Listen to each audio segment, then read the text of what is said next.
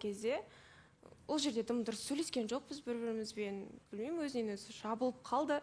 Не болды деп қайта-қайта сұрадым. Ештеңе айтқан жоқ. Кейін үйге дейін де үндемей бардық. Түсіп кеттім. Мүмкін бір жағдайлар болып қалды ма деп ойладым. Өзінен сұрадым, бірақ жауап берген жоқ. Одан кейін де тек қалайсың деген әңгіме болды. Бір рет жазып тұрды күніне. Бірақ мен үшін қалайсың деген сөйлесуге жатпайды. Мен сөйлеп жүріп пе деген кезде ол сөйлеп жүріп деп айтты да. Мынандай әңгіме ғой, мен әр ортада әртүрлі өзім ұстаймын. Мысалы, егер мен қызбен басқа ортада жүретін болса, мен жағылып кетемін өзімен өзім. Оны Қарлығашқа айтқан болатын, бірақ ол түсінбеді, неге ондай деп. Бірақ менің ішкі нем сондай.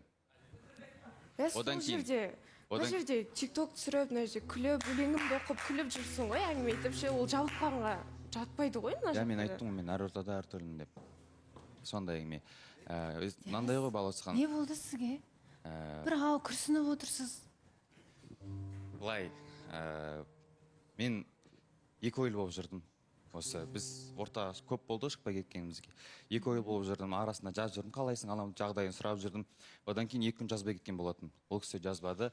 Сол уақыттарда бұл кісі тікелей эфирға кірген болатын. Соны анашым көріп, бір-екі ұнамаған тірліктерін байқап қалды. Сол кезде маған анам айтқан болатын. Болмаса балам, мына қызды тастап, басқа үміткер күтесің ау деген сияқты. Сол сөз маған нүкте болды деп ойлаймын. Одан кейін бізде ары қарай сөйлесу де, тіл табысу да болған жоқ. Мен былай айтайын, қызбен мен жақсы сөйлестім, кездесудің бәрін істедім. Өздеріңіз көрдіңіздер, қалай әдем басталды, қалай романтикалымен бастадым. Бірінші үміткерім болғаннан кейін де барымды салдым десем де болады.